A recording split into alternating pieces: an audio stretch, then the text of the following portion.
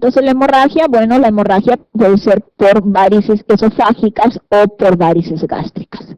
Estas recidivan 20%, algunas van a ceder espontáneamente. El factor de mal pronóstico va a ser un child. La hemorragia, o sea, yo tengo un paciente cirrótico, puede ser un child A, child B, child C. La hemorragia no está dentro de los parámetros del child, pero sí la hemorragia va a hacer que el paciente puede cambiar su estatus de child. Un child A que sangra, ese se puede convertir en child B. Un child B que sangra, ese puede avanzar a un child C. Y ese child C que sangra tiene una alta mortalidad. Ahora, ¿qué se hace?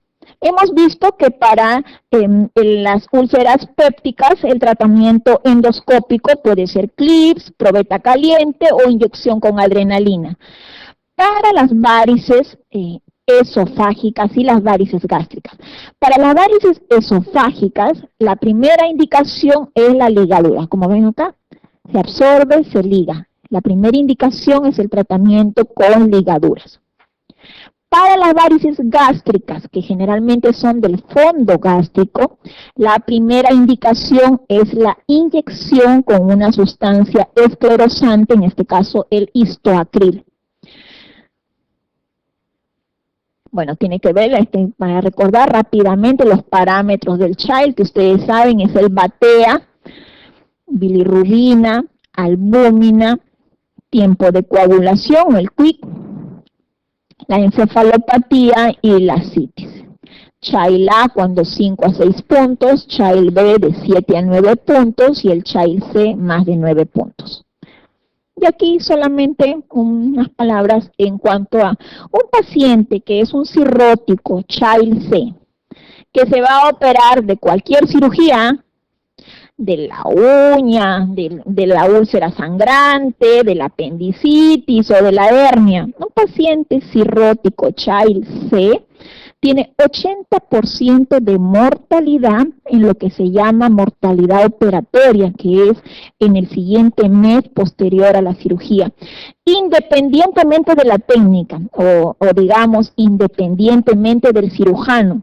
Entonces allí uno dice, un Child C, ¿hay que operar? ¿Realmente hay que operar un Child C si yo tengo un 80% de mortalidad en el siguiente mes? Excepto pues que me digan que es una peritonitis, una abdominentabla, es un paciente que, bueno, pues quirúrgica, tiene gran indicación quirúrgica, hablando con la familia que tiene una muy elevada mortalidad, bueno, se opera. Pero en general, hernias, porque el cirrótico está asociado a una hernia umbilical o sangrado al máximo, trato de ver el manejo médico, porque yo sé que el cirrótico Child C tiene alta mortalidad.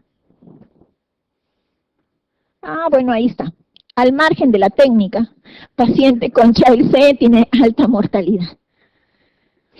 Bien, el tratamiento igual endoscópico, varices esofágicas, ligadura. Varices gástricas, también se pueden ligar, pero es mejor la primera indicación, inyección con histoacril. Con alguna sustancia esclerosante lo que más se utiliza es el histoacril.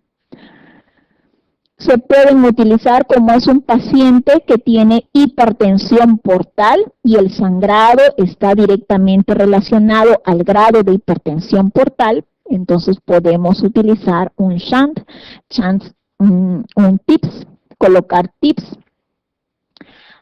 a través de la vena yugular interna, se llega a la aurícula derecha y a través de la aurícula derecha voy a canular la vena cava inferior y a través de la cava inferior llego al hígado y cojo la vena suprahepática derecha. De la suprahepática derecha hago un disparo que conecto a la vena porta derecha. Entonces hago un puente, un shunt, entre la vena porta derecha y la vena suprahepática derecha. De esta manera, la gran resistencia que tengo en el hígado cirrótico va a caer.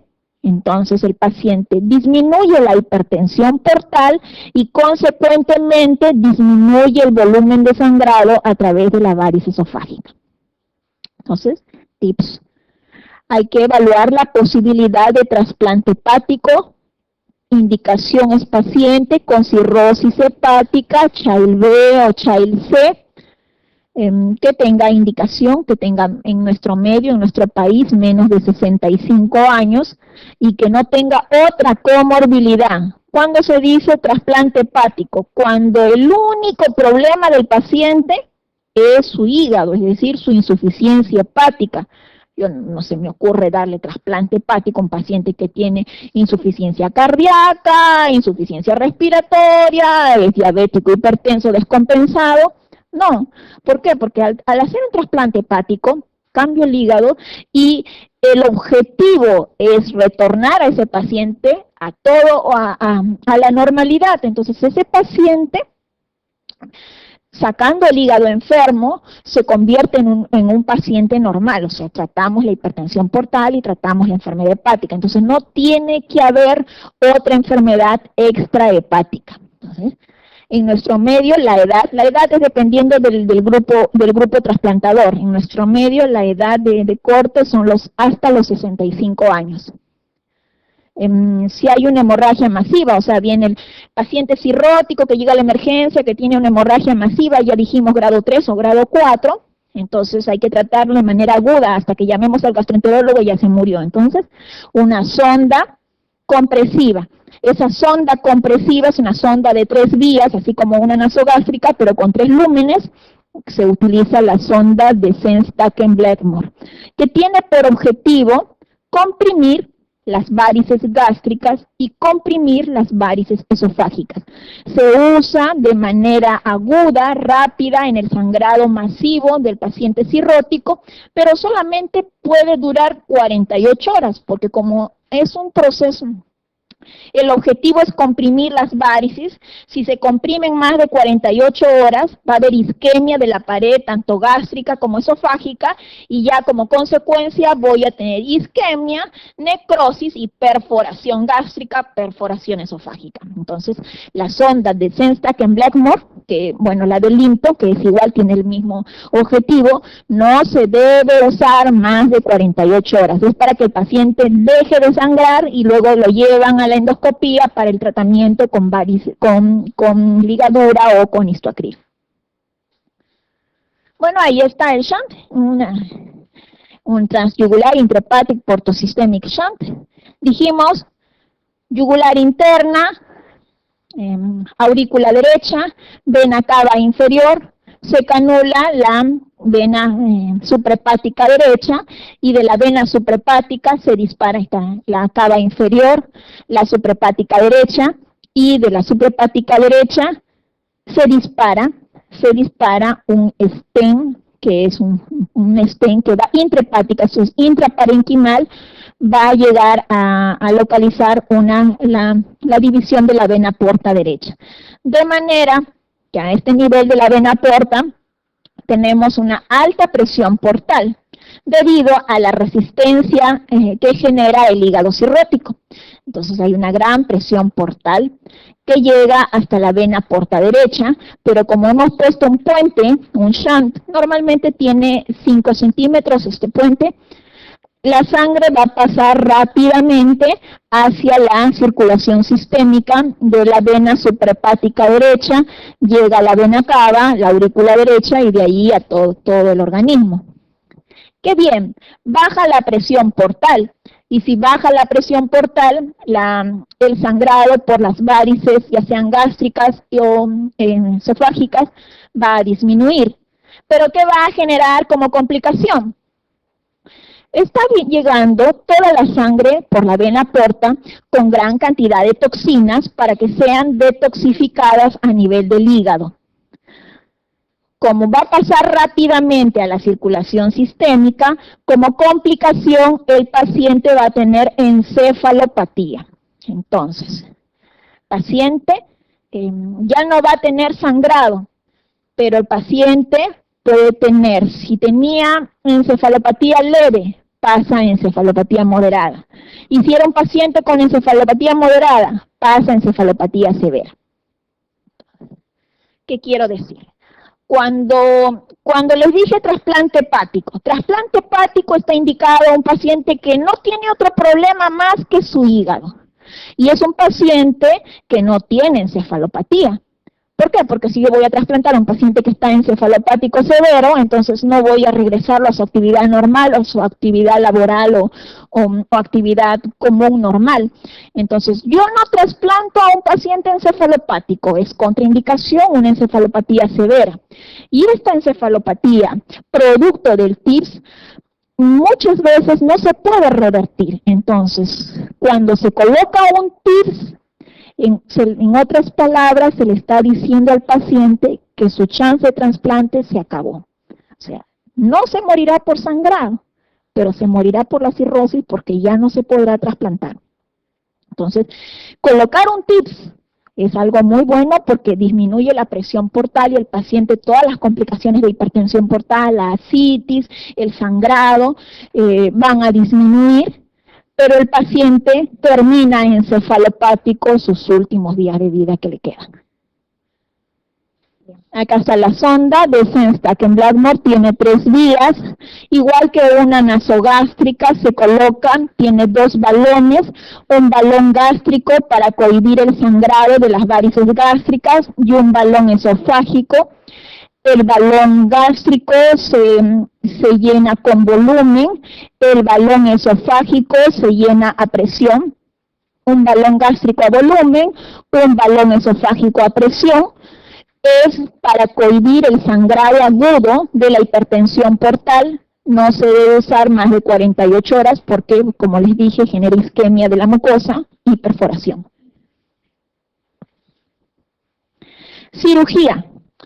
¿Qué hacer con el paciente cirrótico que sangra?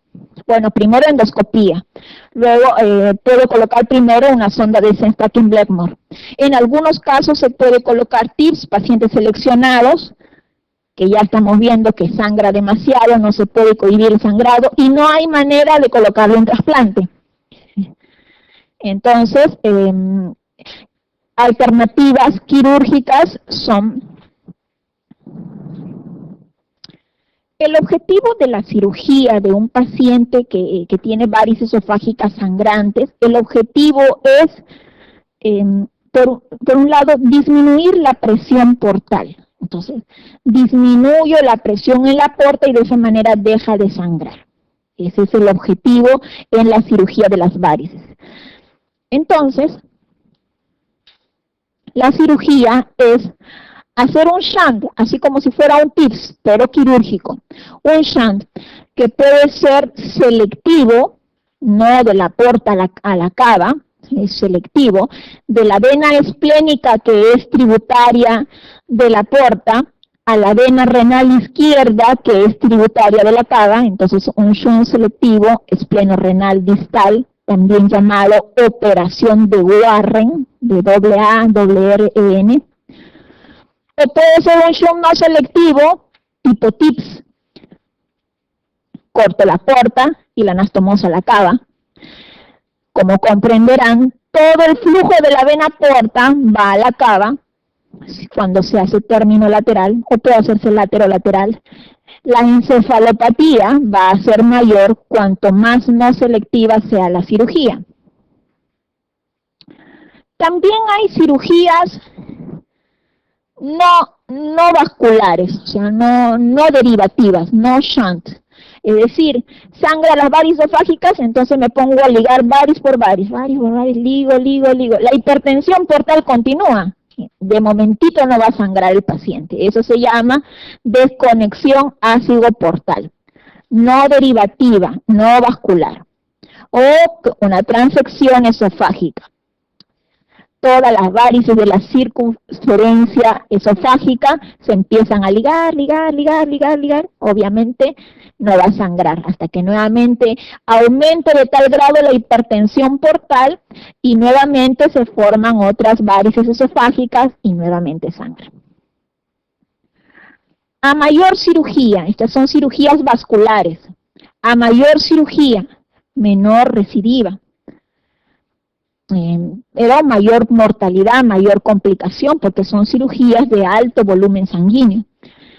A menor cirugía, mayor posibilidad de recidiva, porque se va a revascularizar las varices. Obviamente, menor mortalidad.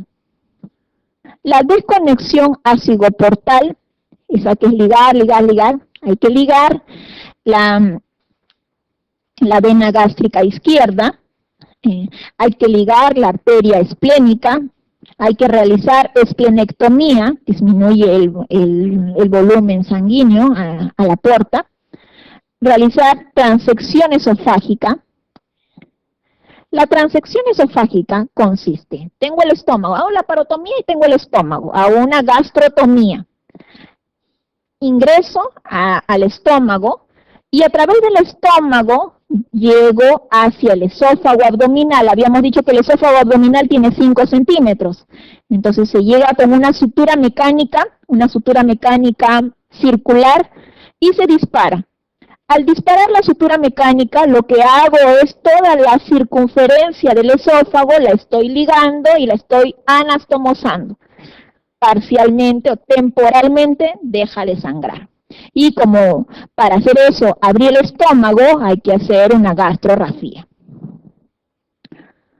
Esto se llama operación de Figueira, F-I-G-I-U-R-A. Operación de Figueira o desconexión ácido-portal. Ya, entonces dijimos, las cirugías en hipertensión portal son derivativas o vasculares o de shunt, y estas son selectivas como la operación de Warren o no selectivas como una portocava. Tenemos operaciones no derivativas, no vasculares, como la desconexión ácido-portal llamada operación de Figueira. Hemorragia digestiva alta también da por esofagitis, La evolución normalmente es favorable, tratamiento endoscópico si hay sangrado activo, coagulación con probeta caliente y tratamiento médico con inhibidores de bomba de protones. El Mallory-Weiss. Se define Mallory-Weiss como el desgarro lineal. Sigue el eje de los pliegues de la mucosa esofágica. Acá la pregunta que viene dice, desgarro horizontal. No es horizontal, es lineal. Sigue el eje de la mucosa esofágica, de la unión esófago-gástrica, y es secundaria a esfuerzos de vómitos. Es más frecuente en varones de la edad media con antecedente de etilismo agudo. La clínica, hematemesis con o sin melena. Puede haber pérdida de la mucosa, 1 o 2 centímetros de la unión gastroesofágica. Y el tratamiento endoscópico del sangrado activo normalmente cicatriza en 10 días, cede el sangrado en 24 a 48 horas. La evolución es favorable. Dilafoa es una lesión vascular que compromete una arteria voluminosa de la mucosa y la submucosa. Hablan de una fístula arteriovenosa submucosa. ¿Qué hay que hacer? Sangrado activo, coagular con probeta caliente. También se puede colocar clips endoscópicos. Bueno, ya cuando se indicaba cirugía, cuando más de 4 paquetes en un día, más de 6 paquetes de manera intermitente, una segunda endoscopía que ha fracasado, o si el paciente, hay factores de riesgo para que indiquen resangrado, una úlcera gástrica mayor de 2 centímetros probablemente resangre. Un paciente que sangra, tiene más de 60 años, probablemente resangre. ¿Por qué? Porque sus tejidos son más frágiles, más débiles. Un primer resangrado en ese paciente con enfermedad crónica asociada probablemente resangre. Una úlcera que a la endoscopía es un Forres 1A, 90% resangrado. Bien, la hemorragia baja era del ángulo de Treitz hacia abajo, hasta el ano. Puede generar clínicamente hemorragia digestiva baja masiva o no masiva. La primera causa de hemorragia digestiva baja masiva es la enfermedad diverticular del colon complicada, que no es la diverticulitis. La diverticulitis, el proceso inflamatorio, cuando vimos divertículos, un divertículo del colon que se puede inflamar y este puede generar un cuadro parecido a una apendicitis, un flemón, un absceso, eso es la diverticulitis. Entonces, la primera causa de hemorragia digestiva baja masiva es diverticulosis o enfermedad diverticular del colon complicada con sangrado, no diverticulitis. En segundo lugar, o algunos dicen igual, en ambos casos, angiodisplasia de colon, cáncer, colitis isquémica, el divertículo de Meckel también puede sangrar. Y no masiva, bueno, la primera causa, que es más frecuente, las hemorroides, las fisuras anales o los pólipos colónicos o cáncer. Primera causa de hemorragia digestiva baja masiva, diverticulosis o enfermedad diverticular del colon. Ahora, si esa no viene como alternativa, marcan angiodisplasia.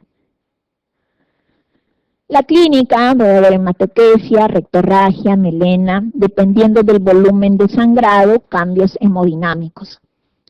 En la evaluación de la pérdida del volumen, puede ser leve, moderada, severa, dependiendo del volumen perdido, leve menos de 10%, no requiere transfusión, moderada hasta 20% de la volemia total, puede transfundirse 2 paquetes, la hemodinamia y hipotensión ortostática y taquicardia. En la severa, más del 20% de la volemia, más de 3 paquetes globulares, taquicardia, hipotensión, oliguria o shock.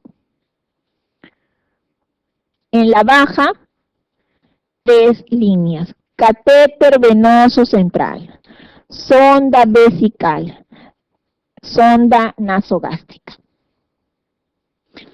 En el diagnóstico de la hemorragia digestiva baja, primero una colonoscopía, se puede asociar arteriografía para además de diagnóstico, hacer tratamiento, embolizaciones.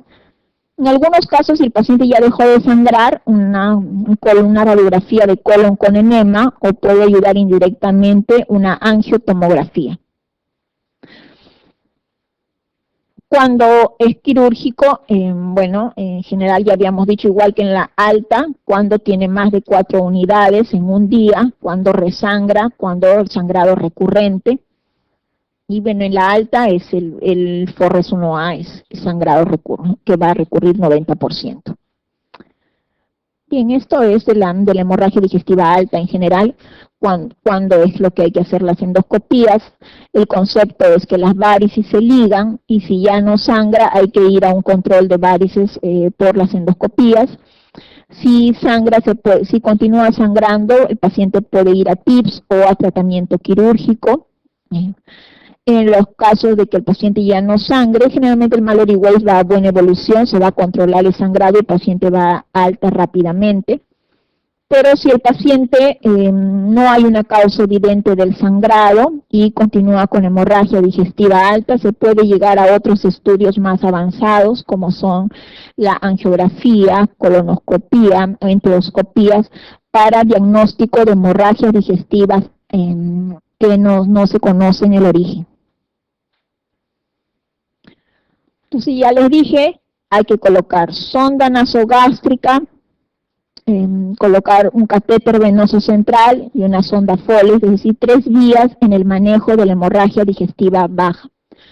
Hay que realizar una colonoscopía, preferente con preparación para que pueda ser más efectiva y localizar zona de sangrado.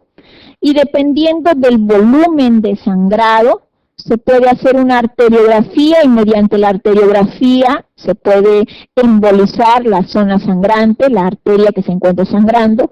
Si el volumen es más bajo de sangrado, se puede hacer gammagrafía para localizar zona de sangrado. Bien, eso ya lo habíamos visto de la hemorragia alta. Igual los varices esofágicas, la operación de Sigura. Esto se pasó. Esto es de lo que les había dicho. Cuando sangra la úlcera péptica, si es gástrica, que sangra la úlcera péptica gástrica, obligación, hay que decir, esa úlcera que sangra es cáncer hasta que no se demuestre lo contrario. Por lo tanto, la úlcera gástrica que sangra, biopsia de los bordes de la úlcera. En la duodenal no. La duodenal sangra, punto transfixiante, y se cierra el duodeno y se puede colocar un parche de epiplon. Este es epiplon, un parche de epiplon. Ese parche de epiplon se conoce como parche de Graham. Bien, ya habíamos visto las lesiones agudas por uso de drogas ulcerogénicas, úlcera de Curling en quemados, úlcera de Cushing en lesiones del sistema nervioso central, igual endoscopía alta. Bien, vamos a ver ahora las úlceras pépticas. Ya habíamos visto partes, las que sangraban. La úlcera péptica se define como una patología en la cual se produce una pérdida de la sustancia en todo el espesor de la mucosa, parte de la submucosa, incluso puede llegar a comprometer todas las paredes del órgano. Generalmente la úlcera péptica va a evolucionar hacia una cicatrización, y esa cicatrización, dependiendo de dónde se encuentra, puede generar procesos retráctiles, fibrosos y generar cuadros obstructivos, sobre todo aquellos que se encuentran a nivel del píloro. En la antigüedad, estamos hablando de los 90, hasta esta época, normalmente esta patología tenía mayor indicación quirúrgica, antrectomía, más Billroth 1, 2, ustedes ya probablemente ya ni hayan visto ninguna cirugía Billroth, ya actualmente no se realizan las cirugías de Billroth, excepto para algunos casos de tratamiento quirúrgico cuando se complican con sangrado o con perforación. Actualmente todo va bien con los inhibidores de bomba de protones y es raro ver que un paciente llegue a tratamiento quirúrgico por una úlcera péptica. Pero bien, tienen algunas indicaciones cuando no mejoran después del tratamiento médico bien seguido. Se habla de que la fisiopatología se debe a una alteración entre los factores protectores, que son los factores de la mucosa gástrica, y los factores agresores, como son el estrés, el tabaco, la infección por Helicobacter pylori. Bien, la prevalencia en general es alrededor, la enfermedad ulcerosa, úlcera péptica, es alrededor del 8%. Puede localizarse en duodeno o puede localizarse en el estómago, y la localización duodenal es 4 veces más frecuente que la localización gástrica. En el duodeno, con mayor frecuencia, está en el sexo masculino, en relación 3:1, en la gástrica es igual por ambos sexos. En cuanto a localización, cuando está en el duodeno, la primera localización es cara anterior de la primera porción del duodeno, que se conoce como bulbo duodenal, es decir, cara anterior del bulbo duodenal. En segundo lugar, la cara posterior de la primera porción, menos frecuente en la segunda porción. Ahora, la úlcera péptica más frecuente es en el duodeno, y en el duodeno la úlcera péptica más frecuente es la cara anterior de la primera porción. Cuando una úlcera péptica de la cara anterior del duodeno se complica, bueno, puede sangrar o se puede perforar. Si se perfora y está en la cara anterior del duodeno, da una perforación de víscera hueca, da neumoperitoneo, da un abdomen entable, es un abdomen agudo quirúrgico perforativo. Pero si yo tengo una úlcera del duodeno, de la cara posterior, en la primera porción, si se perfora la úlcera de la cara posterior del duodeno está en el retroperitoneo, íntimamente ligado a la cabeza del páncreas. Entonces, si se perfora la úlcera de la cara posterior, esta no da un abdomen en tabla ni da un abdomen peritoneal. Eso se llama una úlcera penetrada. y da como cuadro clínico una pancreatitis. ¿Por qué? Porque se abre hacia la cara, hacia la cabeza del páncreas. La úlcera penetrada es la úlcera péptica duodenal de la cara posterior que se abre hacia el páncreas. En el estómago se localiza con mayor frecuencia hacia la curvatura menor y en el antro. Es por eso que la cirugía es antrectomía. Otras zonas, aquellas que tienen gastritis crónica trófica. Dije, la fisiopatología tiene que ver con una alteración, un desequilibrio entre los factores protectores de la barrera mucosa, como son la capa superficial de mocos, que es estimulada por las prostaglandinas, el recambio del epitelio de superficie, que está disminuido en el paciente añoso, y la vasculatura mucosa, que permite un aporte adecuado de bicarbonato y oxígeno.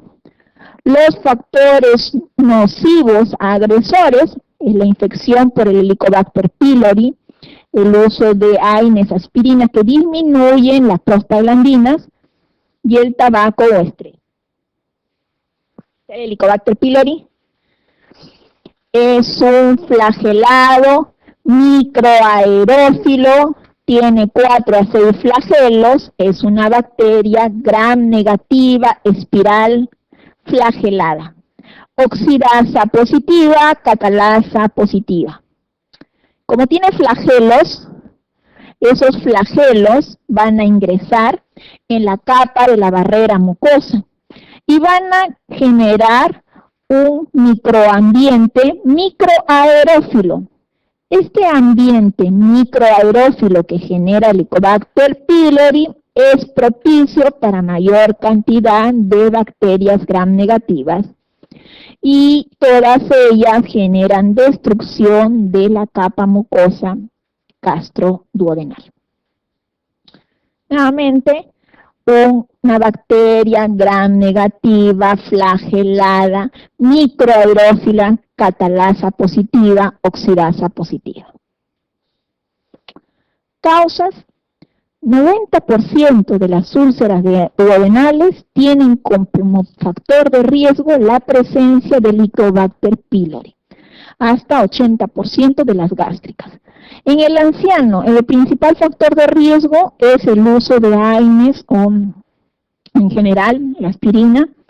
Menos frecuente es la presencia del síndrome de Zollinger-Ellison, que es un duodeno, la presencia de un gastrinoma pancreático duodenal, o hay también hipersecreción ácida idiopática. Ahora, dijimos, la úlcera péptica puede localizarse en estómago, y cuando está en estómago es en el antro hacia la curvatura menor. Cuando es gástrica, clínicamente la comida va a dar mayor dolor. Se asocia a disminución de la barrera mucosa gástrica, la acidez normalmente es normal o baja, asociada al consumo de alcohol, aspirina o hay reflujo biliar. Y aquí en tratamiento quirúrgico, ya les dije, ya actualmente no se operan. Se utilizan inhibidores de bomba de protones más tratamiento del Helicobacter pylori y con esto la mayoría de ellos van a evolucionar favorablemente. Solo irán a tratamiento quirúrgico electivo, estamos hablando de electivo, cuando una úlcera péptica gástrica, más de 10 a 12 semanas de tratamiento bien llevado y continúa con la sintomatología y a la endoscopía continúa la úlcera, ese paciente que se dice refractario a tratamiento médico requiere tratamiento quirúrgico. El tratamiento quirúrgico no hay un estándar, no hay un gol estándar, hay alternativas de tratamiento quirúrgico que van desde una vagotomía hasta una antrectomía más reconstrucción tipo Billroth 1 o Billroth 2. En mi gastrectomía tiene que ver antrectomía. La antrectomía puede estar asociada con o sin vaguectomía. Ahora, en estómago puede estar curvatura menor en antro, úlcera antral, curvatura menor en antro y una duodenal tipo 2. O prepilórica. Se dicen que las que generalmente van a ser refractarias a tratamiento médico van a ser las tipo 2 y las tipo 3, que son prepilóricas. Generalmente la tipo 1 va a ir bien con el tratamiento médico. Dije 10 a 12 semanas de tratamiento médico bien seguido en la gástrica, úlcera péptica gástrica, refractaria a tratamiento médico, requiere tratamiento quirúrgico. Ahora, dentro de las complicaciones, la úlcera péptica se puede complicar con sangrado. Ya vimos sangrado de la úlcera péptica, una complicación que es la más frecuente. Felizmente, 90% de las hemorragias digestivas altas que producto de una úlcera péptica van a acceder a tratamiento endoscópico. Y ya vimos que estas se clasifican de acuerdo a la clasificación endoscópica de Forres. Forres 1, hemorragia activa. Forres 2, hemorragia reciente. Y Forres 3, ausencia de signos de sangrado. Cuando hay sangrado, un primer tratamiento médico, catéter venoso central, hidratación adecuada si requiere transfusiones, asegurar una vía aérea superior, dar oxígeno y un monitoreo hemodinámico adecuado. Paciente NPO, una sonda nasogástrica, y con los inhibidores de bomba de protones más la endoscopía, generalmente el paciente va a ceder la hemorragia digestiva. En el tratamiento endoscópico, si es una úlcera Forres 1A, sangrado a chorro, 1B, sangrado en napa, o 2A, en presencia de vaso visible, en ese caso se puede utilizar inyección de adrenalina por vía endoscópica, coagulación con probeta caliente, o se puede colocar clips endoscópicos. En la Forres 2B, se discute la hemostasia porque, como dije, como hay un coágulo adherido, al sacar el coágulo puede resangrar. Y en las 2C y 3, que tienen menos del 5% de posibilidad de recidiva, es simplemente observación. Tratamiento quirúrgico después de fracaso de tratamiento endoscópico. 2 fracasos de tratamiento endoscópico. Excepto que haya una recidiva hemorrágica mal tolerada. Ha resangrado después de un tratamiento endoscópico y el paciente está en shock hipovolémico y no va a tolerar otra endoscopía, se va a cirugía. O es un paciente que ha resangrado y es un paciente con insuficiencia renal, es un paciente con enfermedad inmunológica, es un paciente oncológico, es un paciente con insuficiencia cardíaca. En general es un paciente que tiene tejidos frágiles. Si vuelvo a hacer una segunda endoscopía, eso se perfora. Por lo tanto, si el paciente tiene comorbilidad, tejidos frágiles, generalmente más de 60 años, a la primera recidiva se opera. Si el paciente no tiene comorbilidad, no es renal, no es diabético, hipertenso, no es cardiópata, entonces segundo tratamiento endoscópico y a la segunda recidiva opero. Las técnicas, como la zona de mayor localización es el antro, antrectomía. Y la reconstrucción, Billroth 1 o Billroth 2. Entonces, la complicación de la úlcera péptica. 1, la más frecuente, la hemorragia digestiva alta. 2, en segundo lugar, la perforación. Y la perforación, dijimos, me genera un cuadro de abdomen agudo perforativo, un abdomen en tabla, un abdomen agudo quirúrgico. Por lo tanto, una úlcera péptica perforada que me da neumoperitoneo, un abdomen en tabla. Si es gástrica, tomo biopsia de los bordes de la úlcera, cierro la perforación, lavado y drenaje. Si es duodenal, cierro la úlcera duodenal perforada, coloco un parche de Piplon que se llama parche de Graham. Cuando quirúrgico, cuando no se ha descartado el cáncer, bueno, aquí está mal. En la gástrica les dije que hay que esperar 10 a 12 semanas de tratamiento médico bien llevado y continúa, persiste la úlcera péptica, tratamiento quirúrgico. En la duodenal hay que esperar 6 a 8 semanas de tratamiento médico bien llevado. Y persiste la úlcera, se llama úlcera persistente, esa tiene tratamiento quirúrgico. Entonces, gástrica, 10 a 12 semanas. Duodenal, 6 a 8 semanas. La gástrica, cuando es gigante, generalmente esa no va a mejorar, más de 3 centímetros. Cuando está complicada, si está perforada, tiene indicación quirúrgica por la perforación. Si está sangrando y tiene 2 recidivas después de la endoscopía, entonces tratamiento quirúrgico. O les dije, las que van a cirugía, las que tienen mala evolución, son las tipo 2, las tipo 3. Complicaciones de la úlcera péptica. La primera complicación de lejos, la más frecuente complicación, es la hemorragia digestiva alta.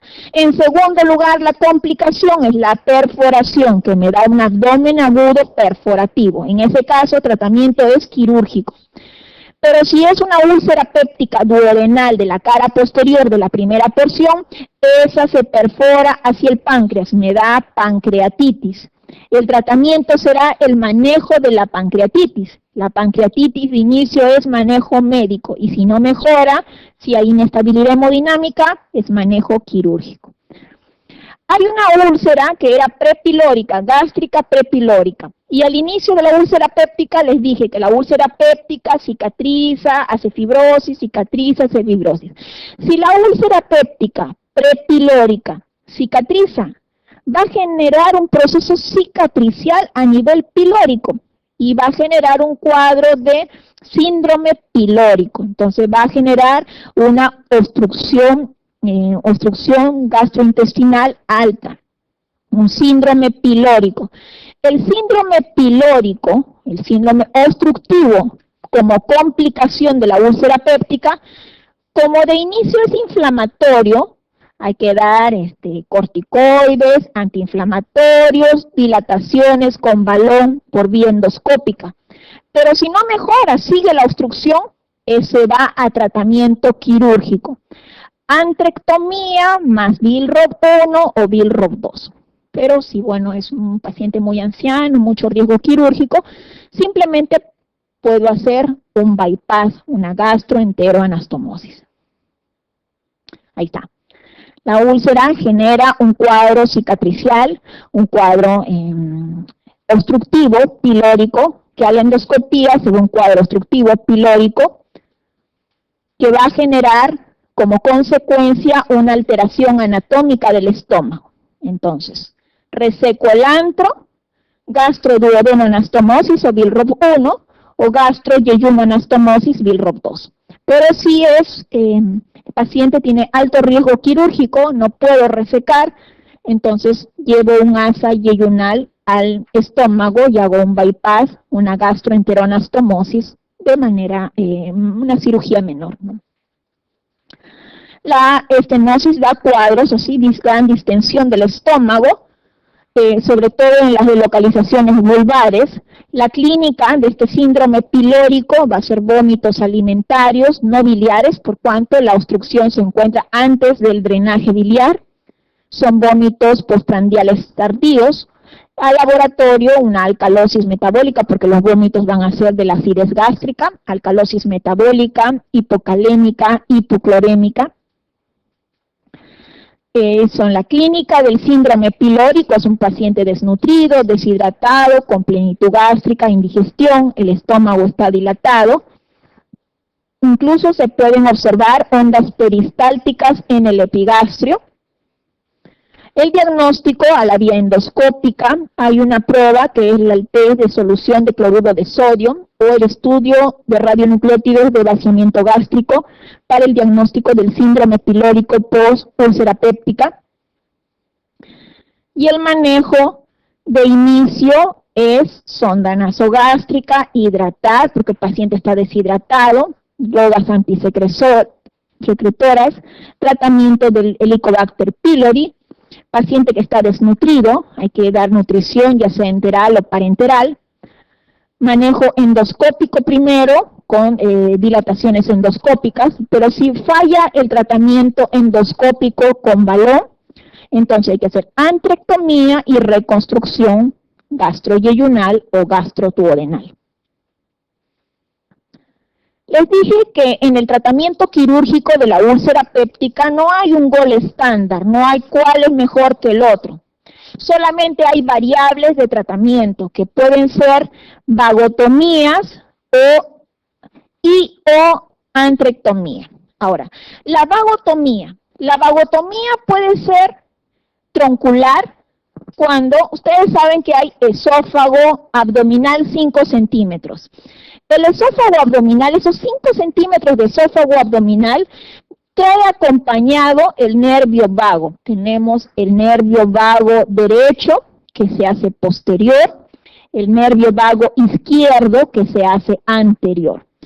Cuando se secciona el nervio vago a nivel del esófago abdominal, es decir, cuando el esófago está bajando a la cavidad abdominal y se secciona a ese nivel los nervios vagos, estamos hablando de vagotomía troncular.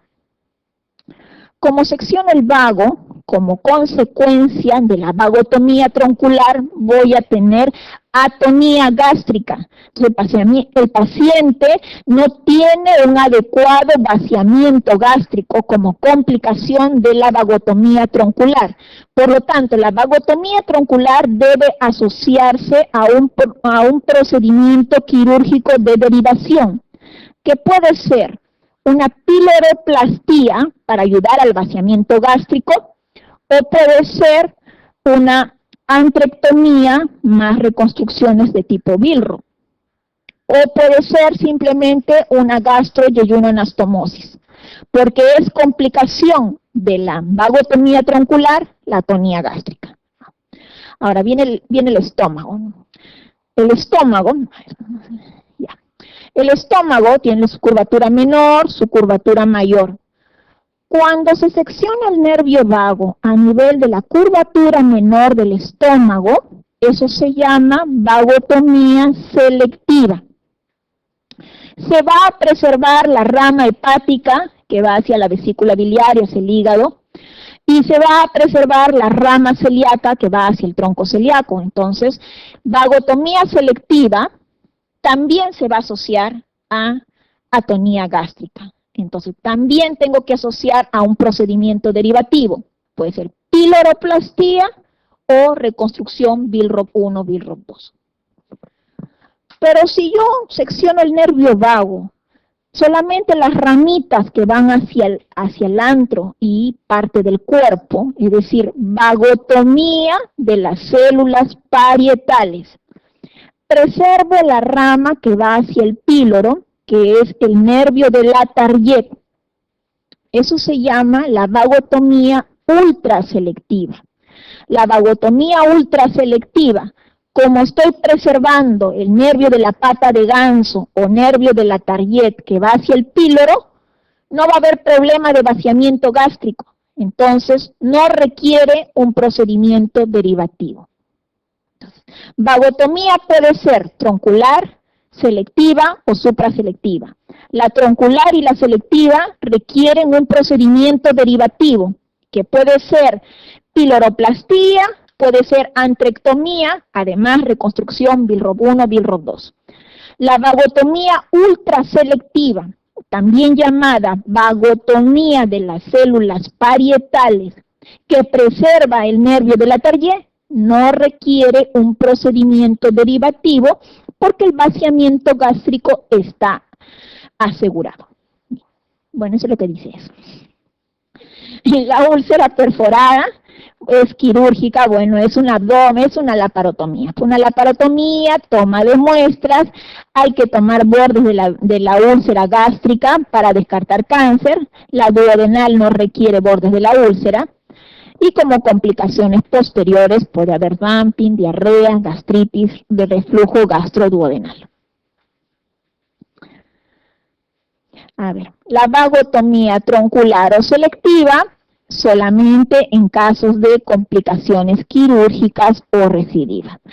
A ver, ¿cuándo más? No hay un gol estándar, pero uno puede decir vagotomía troncular o vagotomía selectiva cuando hay complicaciones de perforación, sangrado o cuadro obstructivo. o cuando hay algún tipo de recidivas después del tratamiento endoscópico.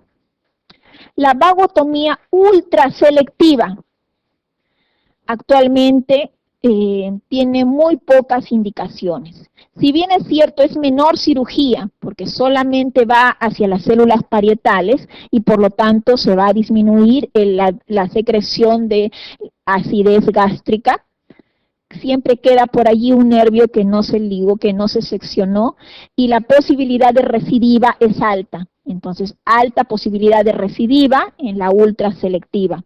Solo en casos muy seleccionados para pacientes que no tengan complicaciones de la úlcera péptica. Solo aquel que recibió tratamiento médico y no mejoró, ese paciente puede tener indicación de vagotomía ultraselectiva. Cuadro obstructivo, síndrome pilórico, este es el antro, se ha resecado el antro y se ha hecho una gastroduodenoanastomosis, que es una reconstrucción Billroth-1. Si el paciente tiene muy alto riesgo quirúrgico y no puedo resecar el antro, simplemente, aquí está el ángulo de Treitz, cojo un asa yeyunal y hago un bypass, una gastroyeyunoanastomosis de bypass, como paliativo. Bien, las úlceras pépticas gástricas se consideran malignas hasta que no se demuestre lo contrario. Se ha llegado a determinar que hay un riesgo de malignización de cáncer hasta en 2% de este tipo de úlceras gástricas. Las alternativas quirúrgicas van vagotomía selectiva, vagotomía troncular, vagotomías más antrectomías o simplemente antrectomías con reconstrucciones. El concepto es que a mayor cirugía, a más grande cirugía, es decir, ¿cuál es la cirugía más grande?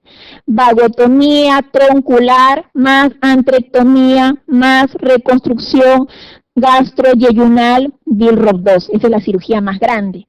A mayor cirugía, más morbimortalidad, pero menos recidiva.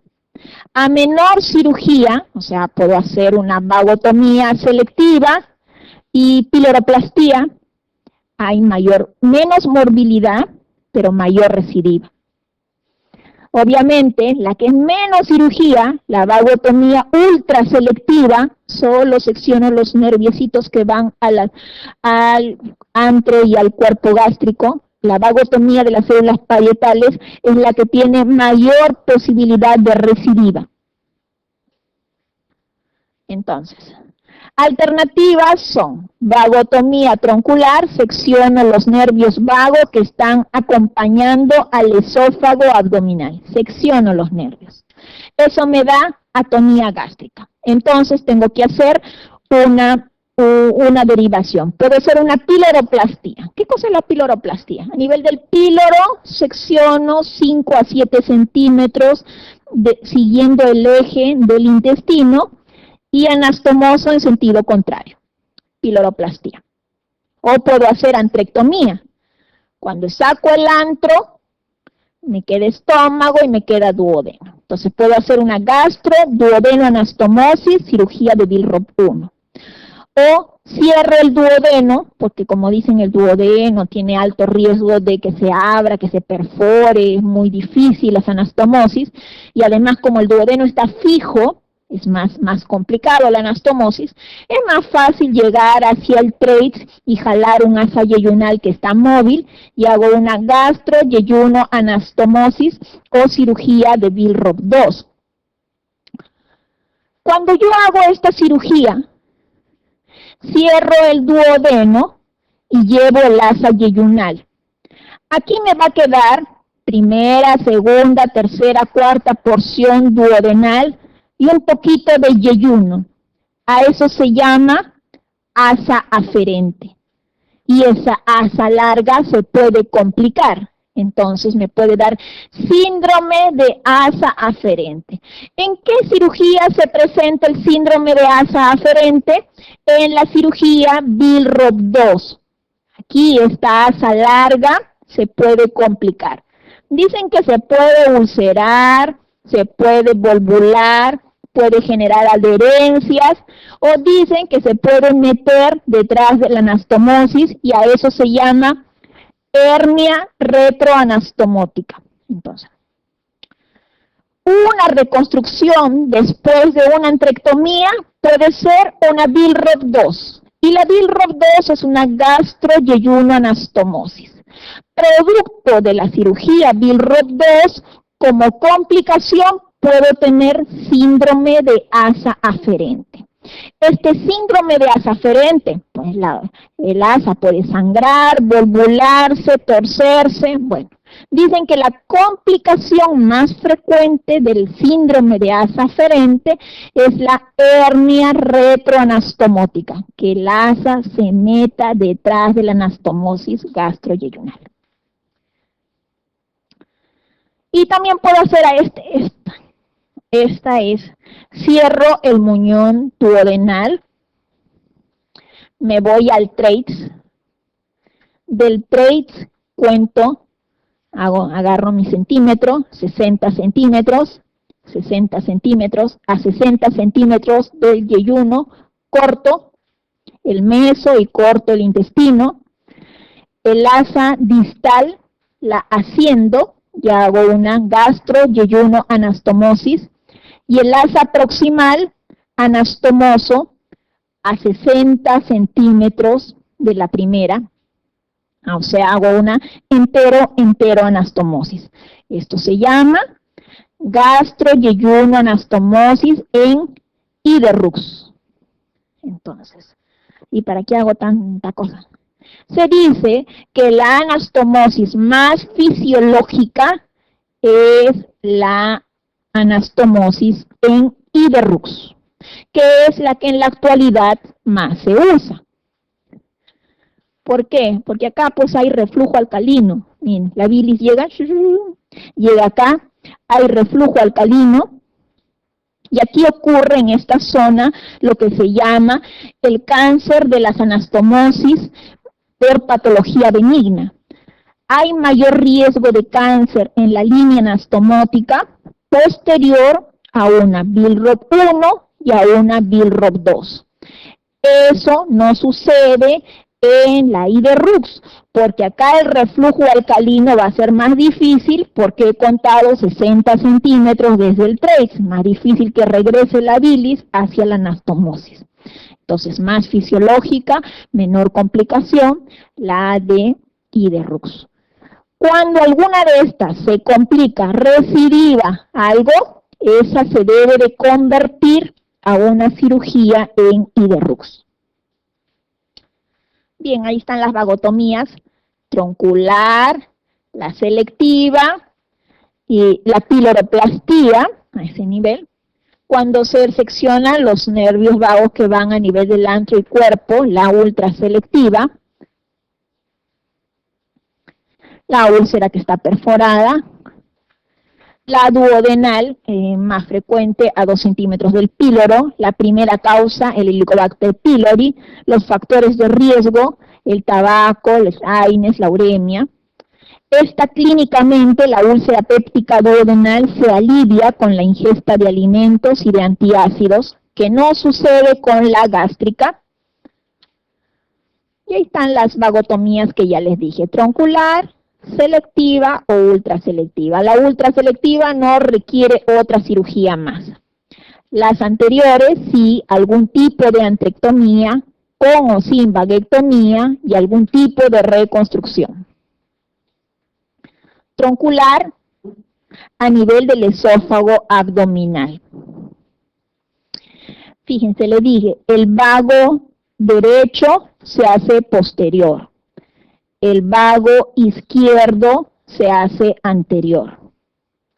Cuando se seccionan los vagos a nivel del esófago abdominal, eso es troncular. El vago derecho, el vago anterior, que es el izquierdo, da una rama, la rama de división hepática. O sea, el vago izquierdo da la rama hepática. El vago derecho da la rama celíaca. Cuando se secciona después de la rama hepática y después de la rama celíaca, es vagotomía selectiva. Cuando se secciona a nivel del antro, eso es vagotomía ultraselectiva. La ultraselectiva preserva el nervio de la Target o nervio de la pata de ganso, que da inervación a nivel pilórico. Bien, ahí está la selectiva. La vagotomía, la supraselectiva, o de las células parietales, de elección en cirugía electiva, prácticamente ya muy pocas indicaciones por la alta recidiva. Con conclusión, ¿cuándo es quirúrgico?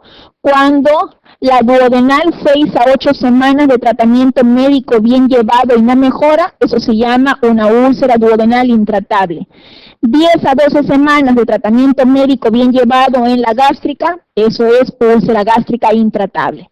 Cuando hay sangrado y después de una segunda endoscopía resangra, quirúrgico. Cuando está perforado, un abdomen agudo perforativo, quirúrgico. O cuando da un síndrome pilórico que después de una dilatación endoscópica no mejora. Ya las alternativas que ya vimos de tratamiento quirúrgico, puede ser vaguectomía con o sin antrectomía. Ok, chicos.